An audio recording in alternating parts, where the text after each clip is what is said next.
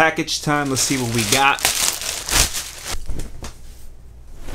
How nice is this? This is from my sister's company, King and Folk. I want you to go to her Instagram. Let her know I sent you there. Send her and show her some love. Show the company some love. There's a link in her bio in her Instagram that leads you directly to her Amazon account where you can purchase some of her designs.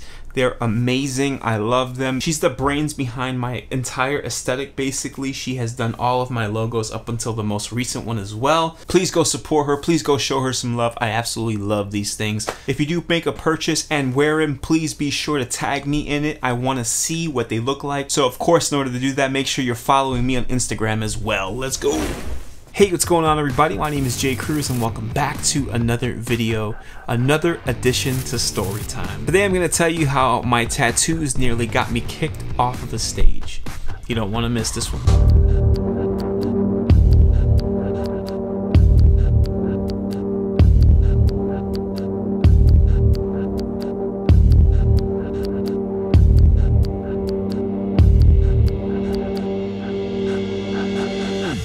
But before we get started, you guys know the deal. Do all of the things that help this channel grow. Like this video, comment, and subscribe below. Be sure to hit the bell icon so you get an alert every single time I upload a video. There are a ton of links in the description box below as well that help this channel in one way or another. Some links are affiliate links, but then I have a link where you can actually donate directly to this channel if you choose to do so. Your help is greatly appreciated. Just you supporting and watching and subscribing is helpful enough, so thank you so much. Alright, without further ado, let's get started. So this man right here that you see in front of you, this beautiful, beautiful gentleman, human being that God so fearfully and wonderfully made, believe it or not everyone finds me also attractive. So a quick little backstory here. Let's rewind back to years and years ago. I was a young teenager who got a vision for my life. And it's rare as a young kid to have sort of such a clear vision and a direction for their lives, right? Certainly I was shocked to even have one myself. But one of the things I saw myself doing in one way or another, whether it was music related or in some other way, was that I could literally see myself kind of being this person who didn't look like everyone else, who didn't necessarily act like everyone else, but yet still connect to people who looked and acted just like me. Does that make sense? You see, I grew up in a very conservative church that ultimately came out of a very strict Pentecostal movement. Looking the way I did was so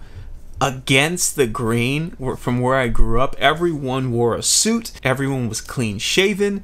It was a sin almost to not look a certain way, and I just didn't fit that mold. And I literally saw myself going beyond the four walls of my church and where I grew up to just like spread love and peace and ultimately the message of Christ, but in a different way. I didn't really have too many influences either. Like there was nobody that I was looking at going, oh, I want to be just like that person or that person. I want to do it how that person's doing it. I just really honestly felt like I didn't necessarily belong in that mold that I was being sort of forced into at that time. I was attracted to things like tattoos and piercings and, you know, certain kinds of music. And for a while, I honestly thought that made me weird. I thought that I was going against God's will almost because I didn't look like the average Christian that, you know, in my inner circle at that time. Fast forward years later, at about 17 or 18 years old, I started making decisions to pursue this vision of mine. And I knew that I wanted to get tattooed, and I knew that I wanted to go beyond the four walls of the church, and I started doing that. Eventually, that led me to starting a band called Double Edge. I've talked about them plenty of times on this channel before,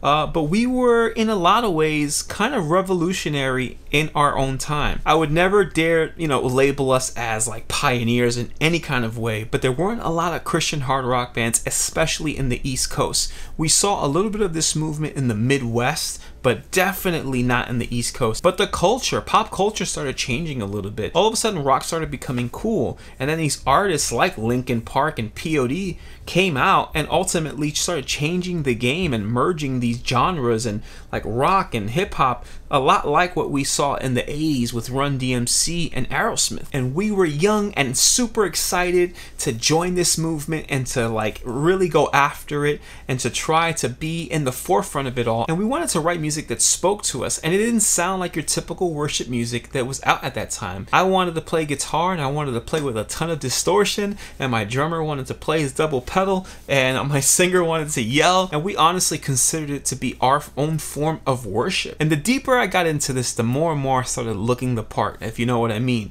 Tattoo after tattoo slowly started piling up, and and then before you knew it, I basically always had a shirt on. I always am covered in tattoos. It's something that I'm still actually passionate about to this day. In fact, I recently posted an Instagram post. If you don't follow me on Instagram, be sure to do so. Link in the description box below. I recently posted how I was getting the fever and I want to get tattooed again. So it's probably something that I will eventually do and hopefully include in an upcoming vlog. But it's something that I'm passionate about. So now let's talk about the time where my tattoos literally almost got me kicked off of a stage. This goes way back. I'm talking about summertime of 2007, 2008, around there. So well over 10 years ago at this point. Our manager at that time booked us for this event. It was actually a street fair or a street concert that went on every single year in the heart of New York City. And it was relatively popular, but it was very well known for being a pro-Pentecostal type of event. We're talking about hardcore Pentecostal beliefs, women with no makeup and skirts on, men with no facial hair, suits and ties, and they booked a Christian hard rock band whose lead guitarist looked like me. Now, I was somewhat privy to what this event was about. I didn't know a lot about it, but I knew people who were involved, and I knew that I wasn't fitting that mold. And so I called our manager and let them know, hey, I've had bad experiences with this kind of crowd before. So I begged him to call and to make sure that they understood exactly what we were going there to do and what we looked like and the kind of music that we played. And he spoke to the representative who booked us, and they assured us left and right that they knew exactly who we were and what we were about, and they were excited for us to be there. So we went, only to find out that as soon as we came out of the car,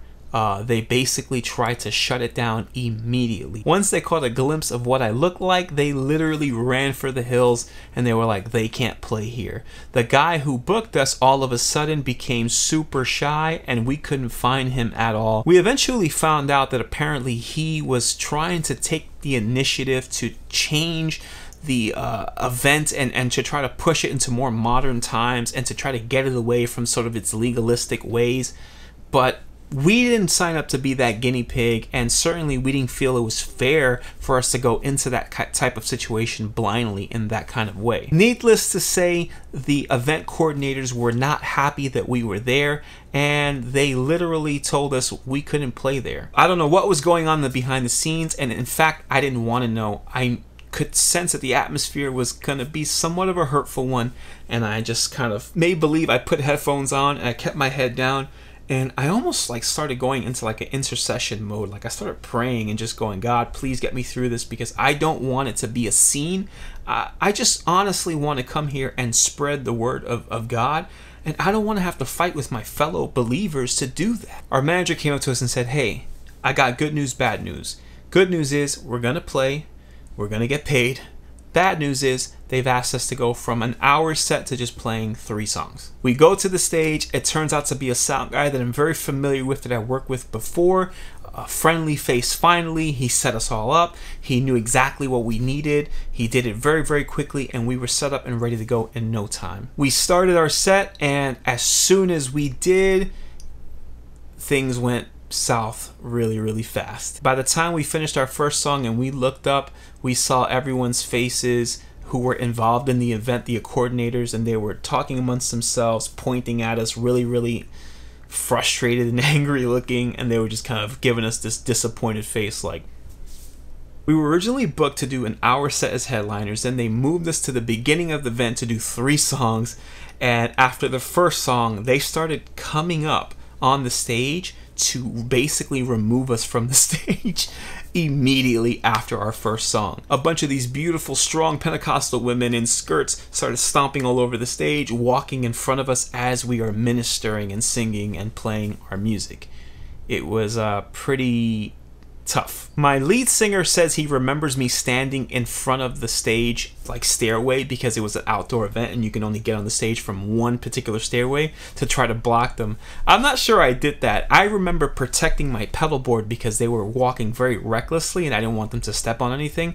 But I guess maybe I was very close to the steps and it may have looked like I was trying to block them from coming up on the stage. But I would never do that, I promise. I think I was protecting my pedal board more than anything else, because it became very evident they were becoming agitated that we were up there. Mind you, we used to play with tracks, so when we stopped a song midway through, it's like stopping a record. It was audibly noticeable. We stopped, we said thank you, and we politely took our gear and got off the stage. Now, I'm sort of giggling and laughing about this now, but at that time, it was a very frustrating and hurtful situation. I totally get it. I get it. And I never want to offend anyone or hurt anyone. It was one of the reasons why I reached out to our manager to begin with, just to kind of let them know, please, I don't want to go in there and be offensive to anyone, to anyone's beliefs. I don't want to walk into someone's territory and offend them and offend their culture and what they believe the scripture says. And you know, though I have my personal beliefs, clearly, I don't want to be the kind of person who's disrespectful to someone else's beliefs, because I wouldn't want that being done to me and my family. I don't want to do it to them. But I also don't want to argue with a fellow believer about how the gospel should be spread in front of thousands of people in the busiest city in the world, filled with unbelievers and people who maybe needed to hear that message that day. All I wanted to do was deliver that message in the way I felt it needed to be delivered. And I believe that even in biblical times, we saw that be represented in multiple different ways, how God would use the people you least thought he would use. That's why Jesus came down and got disciples and didn't pick the people who looked the part, but pick people who literally needed to be saved and needed to be transformed. What's the life lesson there? What should we take away from this story? I learned that I want to be more compassionate to other people's beliefs. I learned that I wanted to be more sensitive to the fact that I just can't do whatever I feel is right all of the time and what I think is cool, what I think needs to be done. Sometimes you have to be sensitive to a lifetime of tradition. And though it may not be in alignment, in my opinion, with God's purpose and plan, it doesn't mean that I need to bulldoze it. It means I should be sensitive, because I didn't appreciate being bulldozed on that stage, and certainly I don't think people will appreciate me doing that to them. So whether you're a believer of Jesus Christ and you're a believer of the gospel or not, I think we can all agree on something. It's always better to do things in love, to do things with kindness, and to do things with a heart of compassion. In my opinion, it's always going to be so much better and more worth it. Well, that's basically it. That's the story of how I basically got kicked off of a stage for looking the way that I do. I hope you've enjoyed that one. I hope you learned something from this one. It has a little bit of funny, but mostly I think there's a life lesson behind it, and I'd like to get your opinions in the comment section below. Please keep it nice. I don't want to argue down there. I don't want any arguments. Do things in love. If you learn nothing else, do things in love, right? Please do not forget to do all of the things that help this channel grow. Like this video, comment and subscribe below, hit the bell icon, check out the affiliate links in the description box below. You can also donate to this channel directly by pressing the donation link that I have down there. Even if you just want to buy me a cup of coffee, trust me, greatly appreciated. I love you guys. I appreciate you guys. And until next week.